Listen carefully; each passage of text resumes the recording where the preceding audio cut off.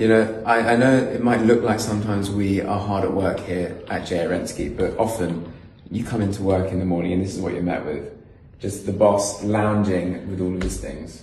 Yeah? It's dreadful. Just drinking it all in and looking at the youth of today doing all the work. It's fantastic. Yeah, well, you've got a back that you've got to watch out for. Oh, so yes, that's son. why we're here. Are you all right, son? Yeah, we're good. Schlepping? So one thing that we've brought in recently, which I think I'd love to ask you about, is this, I want to say bowl. It's a bowl, but I mean, it's not exactly very deep, but this is an amazing bowl. I know nothing about it, so we're here to learn. And sometimes you have to just ask the big boss the big questions. So could you tell me and us about this? This is really an unusual thing. Talk about cross-culture. I love it because it is actually from Morocco.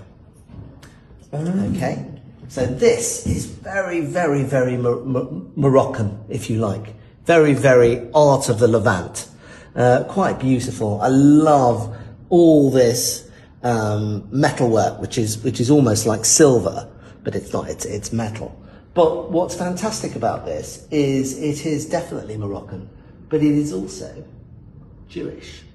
There was a huge... We can see there's Hebrew writing. Well done, son. Yeah. There was a huge Jewish community in Morocco, and I date this round about 1910, 1920. And if you have a look, if you can just focus in on that, you can see that is a young lady offering water to a traveller. And it's actually Rebecca at the well, the story of Rebecca at the well, who offers hospitality to Eliezer, I think it is, who is one of the servants of Abraham. Who's looking for a bride, and because she's lovely and kind, she ends up marrying Abraham's son Isaac. But what's lovely, you've got these little Hebrew inscriptions right here. My Hebrew's not great, but let's see what we can find for you. Yeah, it says Rivka, which is Rebecca, and I believe that says at the well.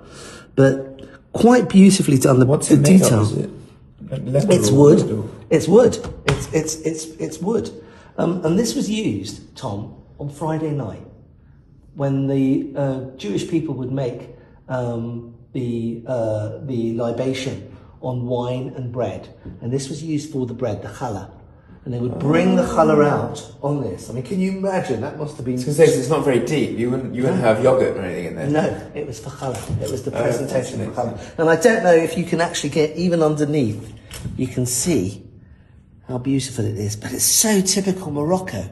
Everything screams Morocco, but it's that lovely fusion of cultures, the Jewish culture and the Moroccan culture. I just think it's wonderful when cultures borrow from each other.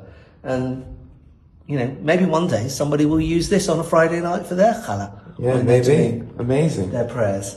Okay, interesting. Well, that's cleared some things up for me. Thank you There you very are. much. Okay.